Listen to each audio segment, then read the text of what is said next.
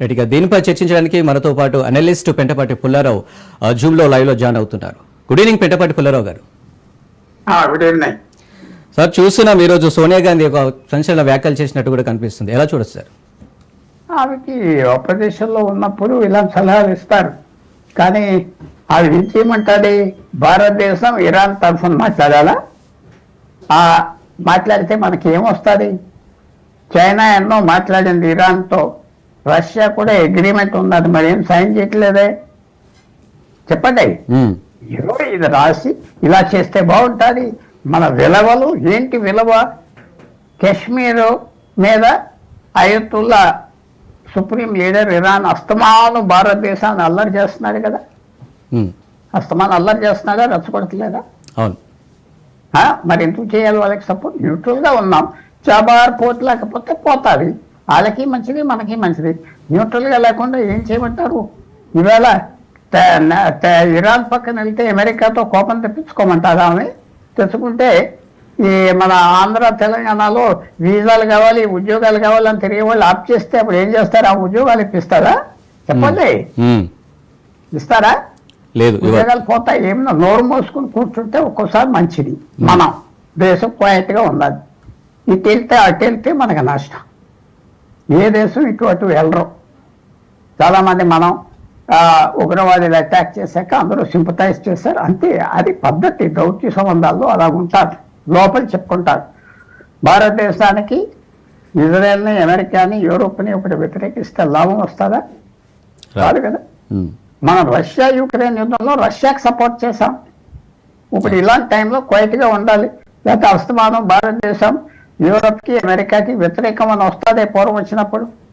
ఇప్పుడు కేర్ఫుల్గా ఉండాలి. చాలా సులభంగా విలువల గురించి మాట్లాడతాం, వేస్ట్. ఆ రోజు మనం న్యూక్లియర్ డీల్ కోసం వెళ్ళినప్పుడు ఈ దేశాలు మనకు సాయం చేయలేదు అమెరికాతో. ఇరాన్తో మనకి సంబంధం ఉన్నది, ఇజ్రాయెల్తో ఉన్నది. పెద్ద సంబంధాలు ఏం కాదు, కొద్దిగా. అసలు ఇరాన్ నుంచి మనం చమురు కొట్టలేదు, ఎందుకంటే దాని మీద బ్యాన్ ఉన్నది. అమెరికా, యూరోప్ కొనుక్కోలేదు ఇరాన్ నుంచి అన్నారు, మేము ఊరుకోమని. సో మానేసాం. పెద్ద సంబంధాలు లేవు. ఏం సంబంధాలు ఉన్నాయా? చాబహార్ పోర్ట్ ఒకటి, అది ఇంకా పనిచేయాలి. అది ఇరాన్ ఇంట్రెస్ట్ కూడా పనిచేస్తుంది. అంటే నిశ్శబ్దంగా ఉంది. ఈ మేఘాలు ఎలా వెళ్తాయి, ఈ పెద్ద తుఫాన్ ఎలా వెళ్తుంది చూడాలి. పాకిస్తానే ఇరాన్ పక్కన సపోర్ట్ చేయట్లేదే. వాళ్ళ ఆర్మీ చీఫ్ వెళ్ళి డొనాల్డ్ ట్రంప్తో కూర్చున్నాడు. ఇజ్రాయెల్కి సంబంధించిన గ్రూప్స్ అందరినీ కలిసేది మన యుఎస్ఏలో. దానికి ఏమంటారు చెప్పండి? పాకిస్తాన్ అప్పుడు వరకు మేము సపోర్ట్ చేస్తాం, ముస్లిం నేషన్ ఇరాన్ అన్నారు, క్వైట్ అయిపోయారే. అవన్నీ చతుపద్యాలు. సగం ఐడియాస్ పనిచేయవు, సగం ఐడియాస్ పనిచేయవు. అవి ఇంకా చెప్పాలంటే 2006లో నేపాల్లో హిందూ రాజాని తీసేసావు. కమ్యూనిస్ట్ పార్టీ చైనాతో ఉన్న వాళ్ళకి నాయకత్వానికి నేపాల్ అప్పచెప్పావు ఆ హయాంలో. దానికి ఏం చెప్తారు? సక్కన్ నాలెడ్జ్ ప్రమాదం. ఫారెన్ మినిస్టర్ తెలుసు, చేస్తారు. తప్పు వస్తే వాళ్ళు పట్టుకుంటాం. ఇది చాలా డెలికేట్ టైం. ఇరాన్ వాళ్ళకి ఓపెన్గా వచ్చేయాలి మా వెంక అంటున్నారు. సరే, నువ్వు ఓపెన్గా మా తరఫున కాశ్మీర్లో వస్తావా? రాలేదు కదా. వ్యతిరేకం మాట్లాడేవారు ఆయతుల్లా. ఇప్పుడు కూడా వ్యతిరేకం మాట్లాడుతున్నారు. మన నెలల క్రితం కూడా వ్యతిరేకం మాట్లాడారు. అందువల్ల మనకి నష్టం లేదు, లాభం లేదు. ఊరుకోవటం బెటర్. క్వైట్గా. తుఫాన్ ఎత్తేసినా ఎవరో పట్టించుకోరు. తెహరాన్ ఓడిపోతే మంచిది, గెలిస్తే మంచిది, మనకేం సంబంధం? అంతే. మనకి పెద్ద సంబంధాలు లేవు. సంబంధాలు లేని చోట అన్ని చోట్ల వెళ్ళి ముక్కు పెడితే ముక్కు కోసేస్తారు. ఊరుకోవటం బెటర్.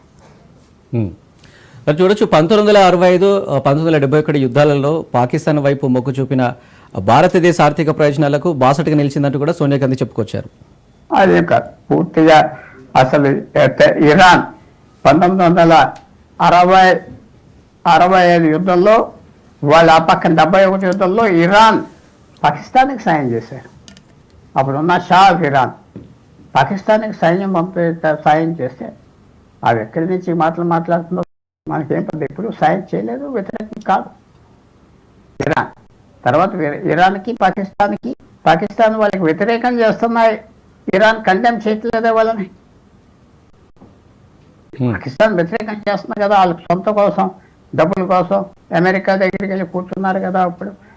ఇది ఒక లైన్ ఉండదు ఫారెన్ పాలసీ.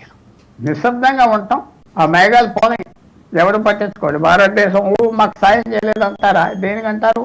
ఇజ్రాయెల్కి సాయం చేయలేదు, ఇద్దరు దెబ్బలాడొద్దని చెప్పారు, అంతే. సరే, భారతదేశానికి ఇరాన్, ఇజ్రాయెల్ రెండింటితో దీర్ఘకాలిక సంబంధాలు కూడా ఉన్నాయి. ఇక భారతదేశం ఇటీవలి దశాబ్దాలలో ఇజ్రాయెల్తో రక్షణ, వాణిజ్యం, మేఘా సహకారాన్ని కూడా విస్తరించినప్పటికీ ఇరాన్తో లోతైన చారిత్రక, నాగరిక, వ్యూహాత్మక సంబంధాలను కూడా కొనసాగిస్తుంది. దీన్ని ఎలా చూడొచ్చు? అది కొన్ని రకాలకు తప్పదు. ఎందుకంటే అమెరికా మీద పెద్ద ప్రభావం ఉన్నది, యూరోప్ మీద ఇజ్రాయెల్కి ఉన్నది. ఎందుకంటే అక్కడ ఉన్న జూయిష్ కమ్యూనిటీ, వాళ్ళకి ఆ ఏరియా అంతా పలుకుబడి, ప్రభావం, ఒక సామాజిక స్టేటస్ ఉన్నారు వందల సంవత్సరాల నుంచి. సో వాళ్ళతో మనం ఎక్కడ విరోధం పెట్టుకుంటాం? అప్పుడు అమెరికా, యూరోప్ ఏమంటారంటే ఏ విషయం వచ్చినా భారతదేశం మనకు వ్యతిరేకం. రష్యాను సపోర్ట్ చేస్తారు, యుక్రెయిన్. ఇప్పుడు ఇజ్రాయెల్కి వ్యతిరేకంగా సపోర్ట్ చేస్తారంటే కుదరదు. మనం న్యూట్రల్ గా ఉన్నాం అంతే, మాట్లాడకుండా కదలకుండా ఉన్నాం. ఆ కాశ్మీర్ను సపోర్ట్ చేస్తున్నారు స్టేట్మెంట్స్, మీరు గూగుల్కి వెళ్ళి చూడండి. ఆయత్తల్లా ఖమేని ఇష్టం వచ్చినట్టు మాట్లాడతాడు. అది వెళ్ళి ఆమె అతను మాట్లాడుదని చెప్తారా? పట్టించుకుంటారా వాళ్ళు? ఏం పట్టించుకో, రాసి ఇష్టం వచ్చి ఇలా చేస్తే బాగుంటుంది, అలా చేస్తే బాగుంటుంది అంటే నేను అందరికంటే బాగా రాస్తాను, పని అవ్వదు కదా. సార్, గతంలో ట్రంప్ యుద్ధాలు, సైనిక చర్యలను కూడా వద్దైన వారని ఇప్పుడు